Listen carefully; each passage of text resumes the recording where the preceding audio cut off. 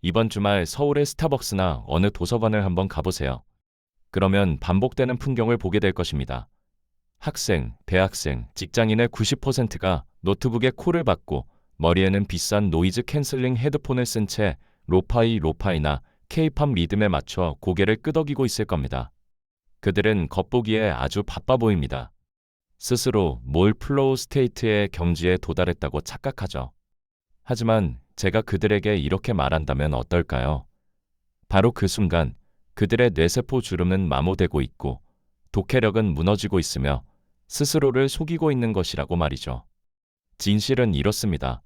공부할 때 음악을 듣는 것은 당신을 똑똑하게 만드는 마법의 알약이 아닙니다. 우리 대부분에게, 특히 수능이나 직장 승진과 같은 치열한 경쟁 환경에서 그것은 생산성을 억제하는 독약과 같습니다.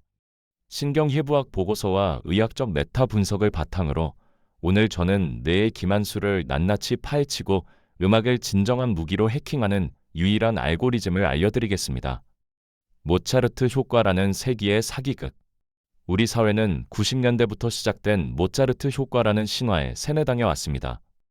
아이들이나 학생들에게 모차르트의 클래식 음악을 들려주기만 하면 신비로운 음파가 뉴런을 재배치해 천재적인 뇌로 만들어준다는 소문이었죠.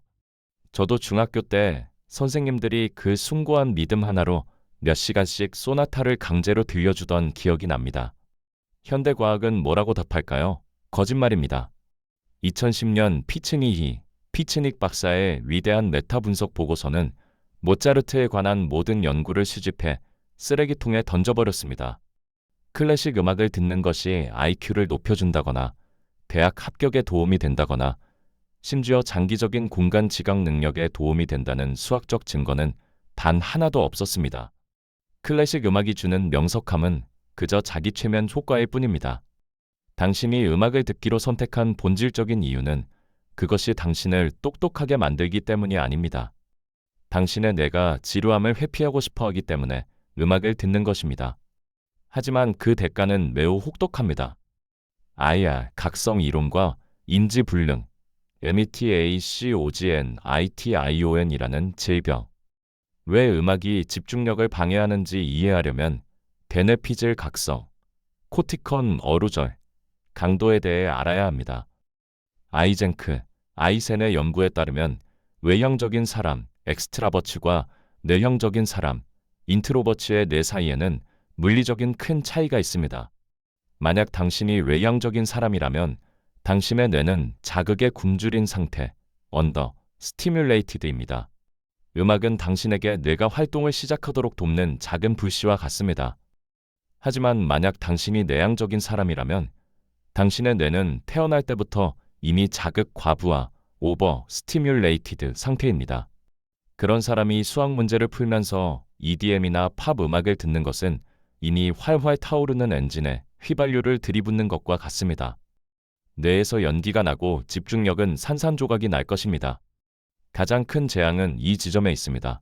바로 인지불능 효과입니다. 2010년 앤더슨의 연구에 따르면 학생들에게 조용한 환경과 음악이 있는 환경 중 스스로 선택하게 했을 때 끝까지 음악을 고집했던 학생들은 의외로 독해 점수가 가장 형편없었습니다.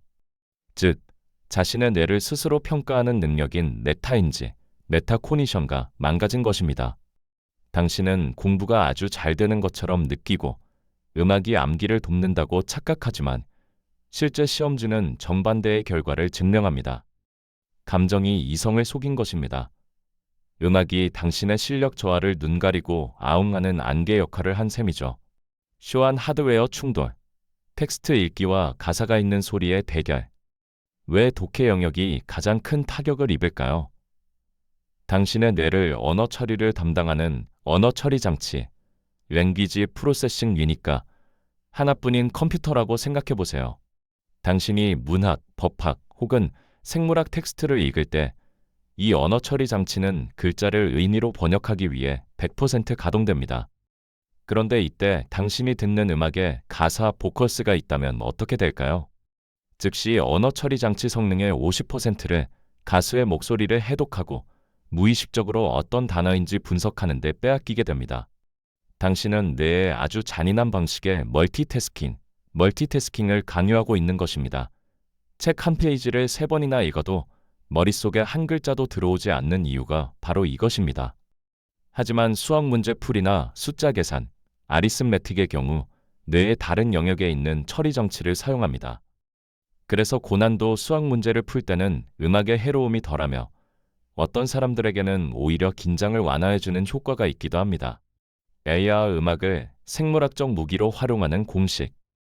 이런 혹독한 진실이 있다고 해서 음악을 무조건 멀리할 필요는 없습니다. 오히려 제가 알려드리는 3가지 독점 규칙을 적용하면 음악을 파괴자에서 거대한 업무량을 순식간에 해치우는 질 탱크, 니트러스 옥사이드로 바꿀 수 있습니다. 규칙 1대 가사를 철저히 배제하라. NOVOCALS. 새로운 지식을 입력해야 할 때 가사가 포함된 음악을 절대 귀에 꽂지 마세요. 공부할 때만큼은 K-팝과 US 유캐리 팝송을 포기하세요. 뇌의 소리가 필요하다면 반드시 연주곡, 인스트루멘털만 선택하세요. 일렉트로닉이든 교향곡이든 앰비언트, 에이비언트든 상관없습니다. 책상 위에 한 페이지를 위해 언어 영역의 성능을 100% 보존해야 합니다. 규칙 2대 한 곡만 반복해서 듣는 최면 기법. REPEAT, TR성 CK, 상태 변화 가설, 체인징 스테이트, 하이포데시스를 아시나요? 뇌는 본능적으로 생존을 위해 환경의 변화에 주목하도록 설계되어 있습니다. 무작위 플레이리스트를 틀어놓으면 곡이 바뀔 때마다 리듬과 음파가 변하고 뇌는 책에서 시선을 돌려 이 변화에 어떤 위험 요소가 있는지 무의식적으로 스캔합니다. 곡이 바뀔 때마다 집중력이 끊기는 것이죠. 마법 같은 전략은 무엇일까요? 당신이 좋아하는 딱 한 곡을 찾아 수백 번 반복, LOP 하세요. 똑같은 멜로디를 10번 정도 듣게 되면 그 음파는 보이지 않는 화이트 노이즈, 인비저블 화이트 노이즈가 됩니다. 당신의 뇌는 반복되는 소리에 주의를 기울이지 않게 되고 곧바로 깊은 몰입 상태, 딥트랑스로 빠져들게 됩니다. 저 또한 고강도의 물리학 문제를 풀 때 데드마우스, 데언드테리 5의 한 곡을 4시간 동안 무한 반복하며 공부한 적이 있습니다. 규칙 3대 결승선을 통과하기 위한 도파민 구조주사 전략법. 이것은 학술적 연구에서는 발표되지 않았지만 미국의 인류 의대생들 사이에서 확인된 가장 놀라운 비밀입니다. 과학은 늘 단기적인 관점에서 음악과 정적을 비교합니다. 하지만 우리의 삶은 장거리 마라톤입니다. 최고의 비결은 이것입니다. 시작할 때는 음악을 틀지 마세요. 꼭 기억하세요. 처음 책상에 앉았을 때 당신의 집중력 연료통은 100% 가득 차 있습니다. 이때는 데넬 피질의 날카로움을 최대한 활용하기 위해 절대 정적, 로 사일런스 속에서 시작하세요. 그렇게 2시간 정도 읽고 쓰고 문제를 푸세요. 이쯤 되면 연료가 10%로 떨어지고 하품이 나며 눈이 피로해질 것입니다.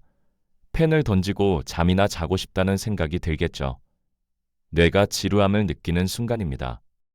바로 그때 당신이 좋아하는 웅장한 연주곡이나 몽환적인 EDM을 트세요. 마치 혈관에 아드레날린 주사를 직접 맞은 것 같은 기분이 들 것입니다.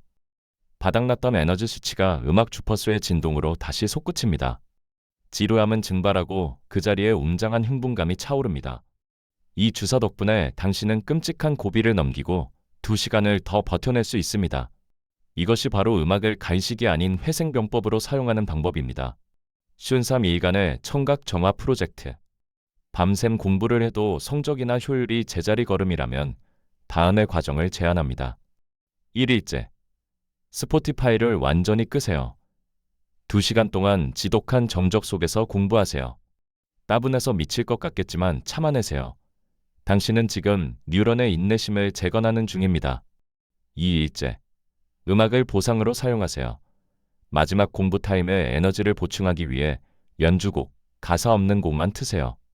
3일째. 리듬이 적당한 연주곡 단 한 곡을 선택하세요. 문제를 푸는 동안 수십 번 반복해서 틀어놓으세요. 문제 해결 속도에서 놀라운 변화가 나타날 것입니다. 남들 하는 대로 따라하며 자신을 속여서는 안 됩니다. 이 가혹한 세상에서 남들보다 앞서 나가고 싶다면 자신의 몸의 구조를 먼저 이해해야 합니다. 솔직하게 댓글로 남겨주세요. 당신은 공부할 때 주로 어떤 장르의 음악을 듣나요? 그리고 이 영상을 보고 어떤 변화를 주기로 결심했나요? 구독 단추를 누르는 것을 잊지 마세요. 우리는 지식을 배우는 것을 넘어 매일 뇌의 하드웨어를 업그레이드하고 있습니다. 다음 영상에서 만나요.